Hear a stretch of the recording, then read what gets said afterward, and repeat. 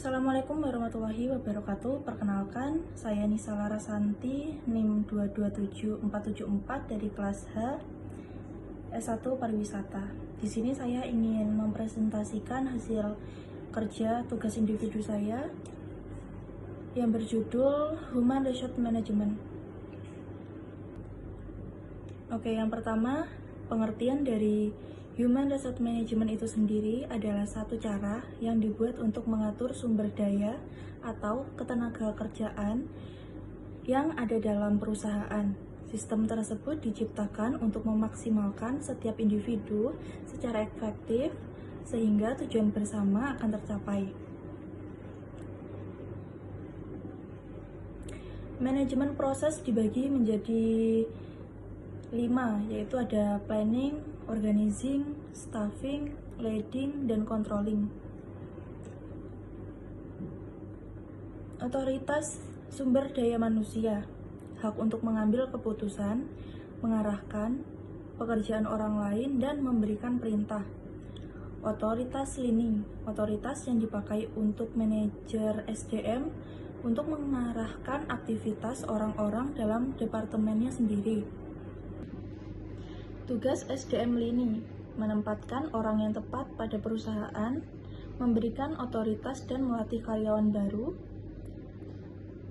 meningkatkan kinerja kepada setiap orang, menerjemahkan kebijakan dan prosedur perusahaan, mengendalikan biaya tenaga kerja, mengembangkan kemampuan orang lain, menciptakan dan mempertahankan moral departemen. Kemudian, yang terakhir, melindungi kesehatan dan kondisi karyawan. Selanjutnya ada tren dari MSDM, yaitu yang pertama ada pekerja hybrid dan pola kerja WFA, work from anywhere, kemudian angkatan kerja generasi Gen Z, manajemen SDM secara digital, dan all-in-one atau secara menyeluruh. Rekrutmen dengan AI, kemudian fokus pada aspek kesehatan pekerja, tantangan keamanan siber atau kalangan pekerja potensial.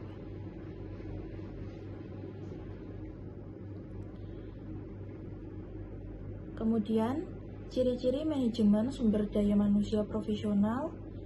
Yang pertama yaitu mengetahui apa yang diharapkan dari dirinya, terus memiliki kemampuan yang mumpuni. Yang terakhir, mengetahui dirinya, terus memiliki kemampuan yang mumpuni. Yang terakhir, mengetahui harganya sendiri. Kompetensi manajer SDM. Yang pertama ada pemosisi strategis, mampu membantu menciptakan strategis perusahaan. Kemudian ada aktivis kredibel, menunjukkan kepemimpinan, dihormati, dikagumi, dan didengar. Pembangunan kapabilitas, menciptakan lingkungan kerja yang berarti dan menjajarkan strategi, kultur, praktik, dan perilaku. Inovator dan integrator SDM, mengembangkan bakat dan mengoptimalkan SDM melalui perencanaan dan analisa angkatan. Pendukung teknologi, menghubungkan orang-orang melalui telepon. Pelatihan dan pengembangan karyawan. Yang pertama ada orientasi. Orientasi karyawan adalah tahap terakhir yang harus dilalui oleh karyawan pada saat baru diterima bekerja di sebuah perusahaan sebelum memulai bekerja. Jadi di tahap ini, karyawan akan dikenalkan terhadap berbagai hal, mulai dari mencari rekan kerja, tanggung jawab, hingga tujuan yang harus dicapai oleh suatu perusahaan tersebut. Tujuan dari orientasi itu sendiri yaitu memberikan informasi dasar mengenai perusahaan sehingga karyawan siap untuk bekerja dengan tim atau tanpa tim. Kemudian membantu karyawan untuk mengurangi rasa cemas dan rasa gugup ketika dalam situasi yang tidak begitu mereka kenali. Membantu karyawan baru mengurangi rasa cemas dan gugup ketika dalam situasi yang tidak begitu mereka kenali sebelumnya. Dalam hal ini, contoh kecilnya adalah lingkungan kerja yang baru. Kemudian membangun kenyamanan karyawan dalam perusahaan tertentu. Lebih kompeten dalam bekerja. Orientasi adalah bagian dari perkenalan yang ditunjukkan untuk membuat karyawan menjadi lebih kompeten dalam bekerja. Kemudian mengenal cara bekerja. Mengenal cara bekerja di perusahaan baru bisa dilakukan dan didapatkan oleh orientasi itu sendiri. Yang terakhir, lebih percaya diri dan optimal. Manfaat dari orientasi untuk karyawan baru juga bisa membuatnya lebih percaya diri dan lebih optimis terhadap pemposisian atau orientasi perorangan. Orientasi personal adalah kemampuan individu untuk mengemukakan identitas diri sendiri dan orang lain di sekitarnya. Orientasi temporal atau orientasi waktu. Orientasi ini adalah kemampuan individu untuk mengetahui hubungan masa, waktu, hari, tanggal, bulan, musim, dan tahun. Kemudian orientasi spasi atau orientasi tempat. Orientasi spasial adalah kemampuan individu untuk mengetahui batasan ruang atau lokasi yang ditempati serta hubungannya dengan ruang atau lokasi lain.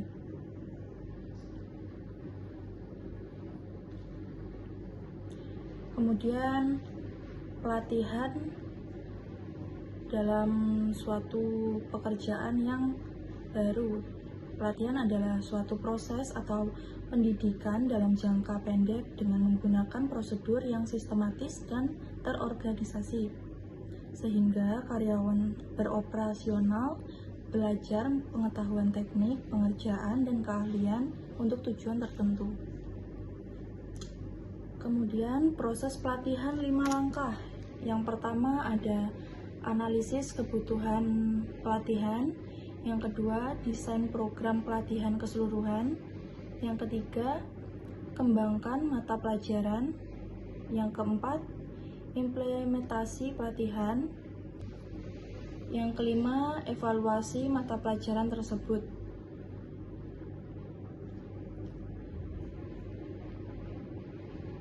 Kemudian, pengembangan manajemen. Pengembangan manajemen atau disebut dengan manajemen development merupakan suatu program dalam sebuah organisasi untuk mendorong manajemen dan calon manajer agar pengembangan keterampilannya, pengetahuannya, sehingga akan dapat meningkatkan tanggung jawab mereka dalam sebuah organisasi.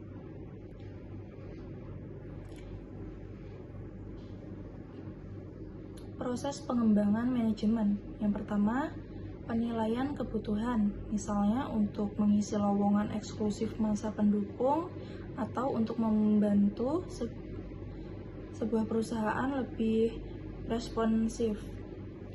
Yang kedua, menilai performa dari para manajer. Yang ketiga, mengembangkan kinerja dari manajer itu sendiri. Lalu, bagaimana cara metode pengembangan manajemen? SMART adalah metode pengembangan SDM dengan cara mengevaluasi atau membandingkan sistem kerja yang selama ini berjalan di suatu perusahaan dengan sistem kerja standar atau dengan berlaku di tempat lain. Kemudian yang kedua, pelatihan atau training. Pelatihan atau training biasanya dilakukan agar para karyawan semakin terampil dalam melakukan tugasnya, khususnya jika ada teknologi baru yang dari awal memang belum mereka kuasai. Kemudian yang ketiga adalah rotasi bekerja. Tujuan dari metode pengembangan SDM ini adalah memberikan kesempatan kepada karyawan untuk merasakan variasi pekerjaan yang sebelumnya belum pernah mereka lakukan. Kemudian yang keempat, pendidikan. Metode pengembangan SDM ini adalah memberikan pendidikan formal kepada karyawan atau memberikan kesempatan kepada karyawan untuk melanjutkan pendidikannya.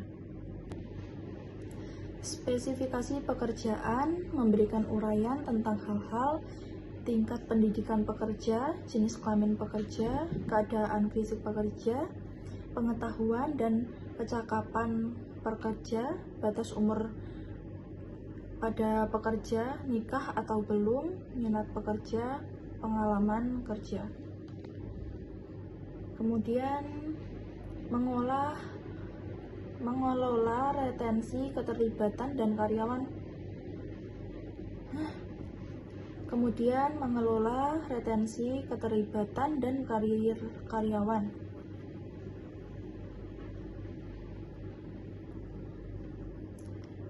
Mengelola putaran dan retensi karyawan. Strategi retensi untuk mengurangi perputaran sukarelawan. Mengelola putaran dan retensi dari karyawan. Yang pertama, perputaran atau kecepatan karyawan meninggalkan perusahaan. Hal ini bervariasi secara menyolok. Strategi retensi untuk mengurangi perputaran sukarela.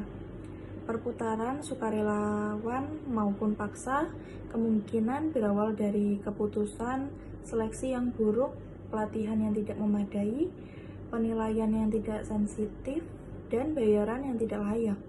Kemudian merumuskan strategi dalam merumuskan strategi retasi tanpa mempertimbangkan semua praktik SDM adalah sia-sia. Yang berikutnya yaitu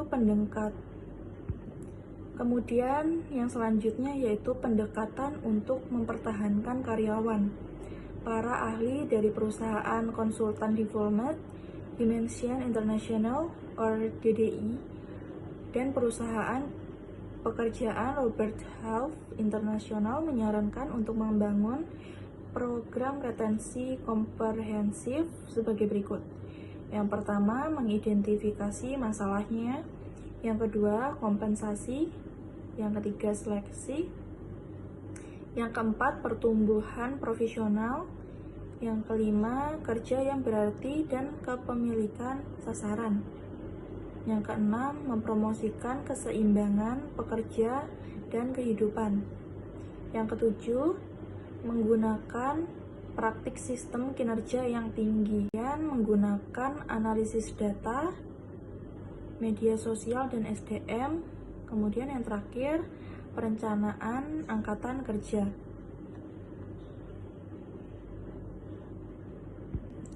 Manajemen bakat dan retensi karyawan.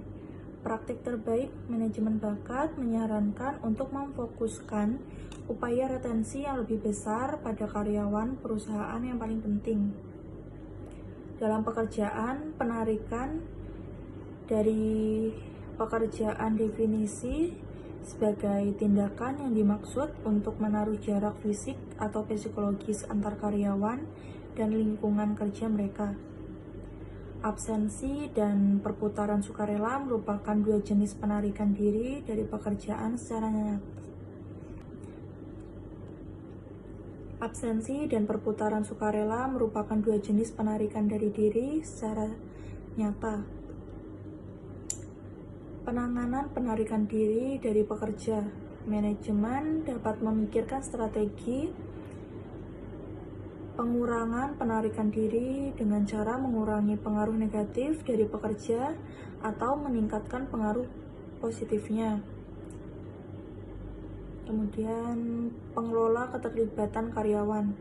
Keterlibatan dan kinerja karyawan